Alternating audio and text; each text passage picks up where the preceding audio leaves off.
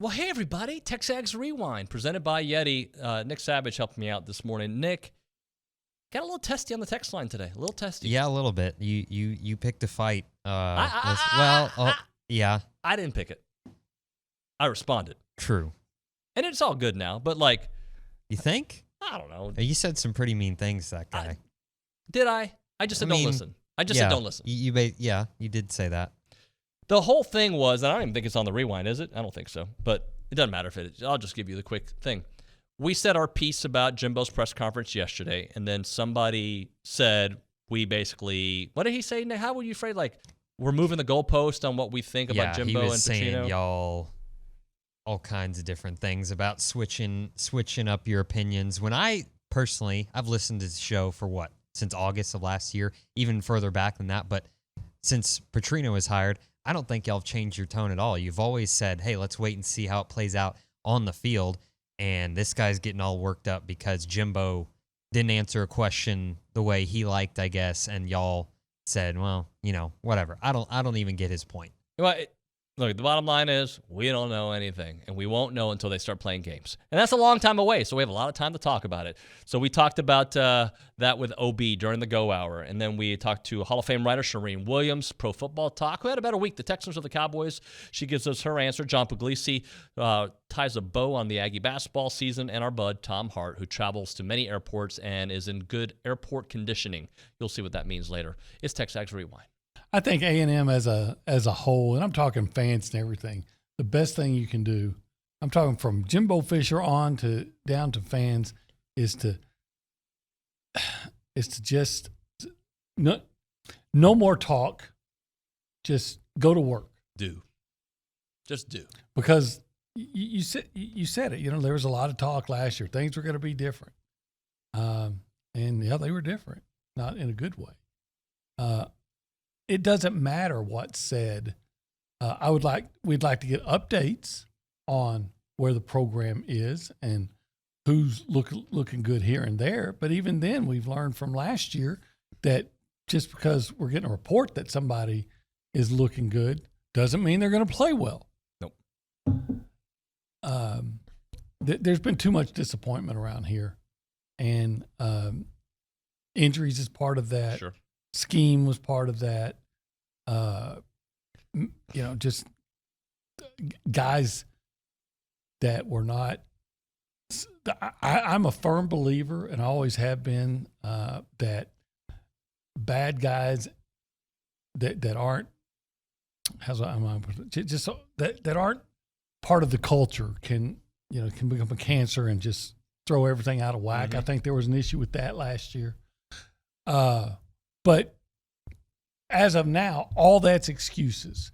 If you come back in 2023 and have a real strong year and win 10 games or more, those excuses become explanations. All right, who's having a better week, the Texans or the Cowboys? Because they're having a lot of business together, if you will.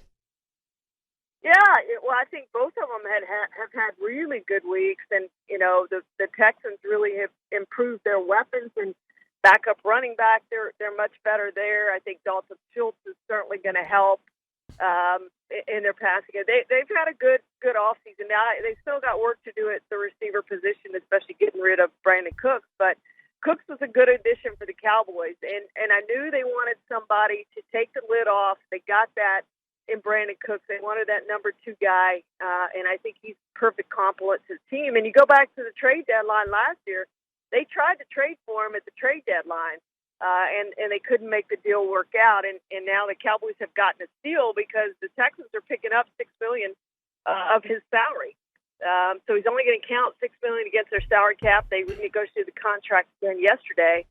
Count $6 million against their salary cap. So this is a really good addition for the Cowboys, and I think it's also an admission that they screwed up in trading Amari Cooper to the Browns, which we all knew that. I could have told you that at the time. It was a bad trade, and it turned out it certainly was a bad trade for the Cowboys.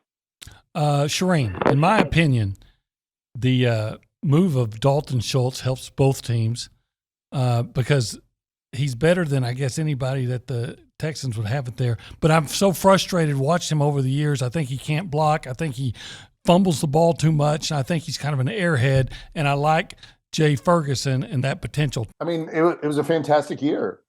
It really was. I mean, I know.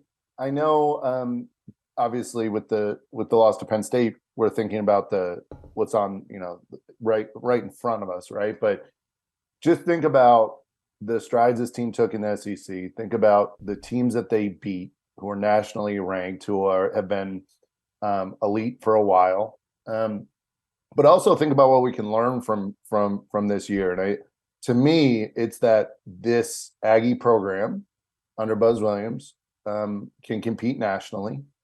And if it wasn't for a start to the year that they had, I think we'd probably be talking about a team that, potentially is still playing, because this team was at least a 6 seed. I will probably go to my deathbed with that in mind, as this team was at least a 6 seed. Both Penn State and A&M were underranked. And it's not like because they lost in the first round, this is a bad year. Second place in the SEC, second place finish in the SEC tournament. Brought in transfers who contributed right away, had role definition, started to figure out defensively what they were going to do, then offensively started to come up with concepts that I think lead to hopefully a program-changing season for Buzz Williams. Yeah, I hope so. So when you look at this team, all right, let's actually talk about that game against Penn State. I don't question Buzz because he had a great year. He did. And he's got this program in the right direction. That I 100% see.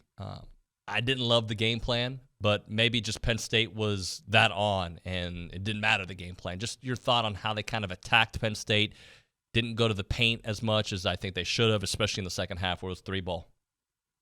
Yeah, I mean, Penn State's size, like overall size, bothered A&M. But just overall thoughts on what you've seen from SEC teams, including A&M, who definitely underwhelmed us in that first game against Penn State. You think how they've done so far in the NCAA tournament? Yeah, I was shocked by the A&M performance based on everything that we've talked about all year. I thought that was a mentally strong team and a team that would compete.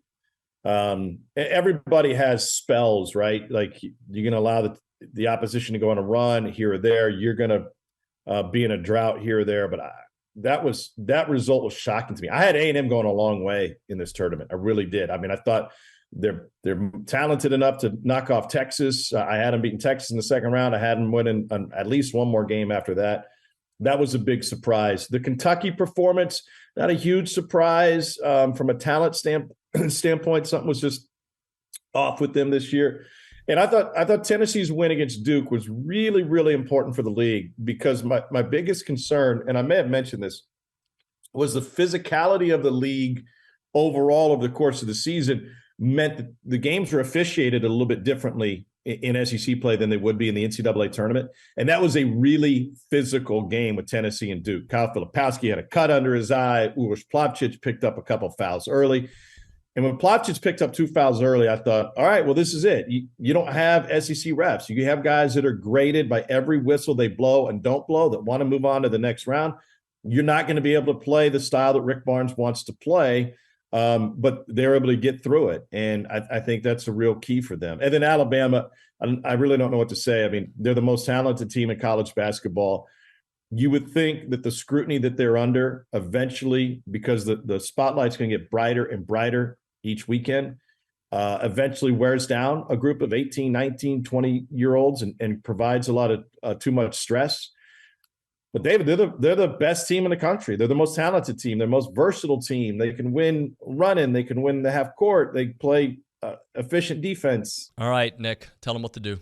Got to like, you got to subscribe, you got to comment, you got to go get yourself a Yeti because they support TexAgs Rewind. Watch our shorts, follow TexAgs on everything, subscribe. As Nick said, wash your shorts. You definitely need to wash them. You don't want smelly shorts. I said that? You said wash your shorts. No, I said watch our shorts. Oh, you want them to wash our shorts? Yeah. Like, okay, so like with Tide. Good one, David. Old man joke. See you next time.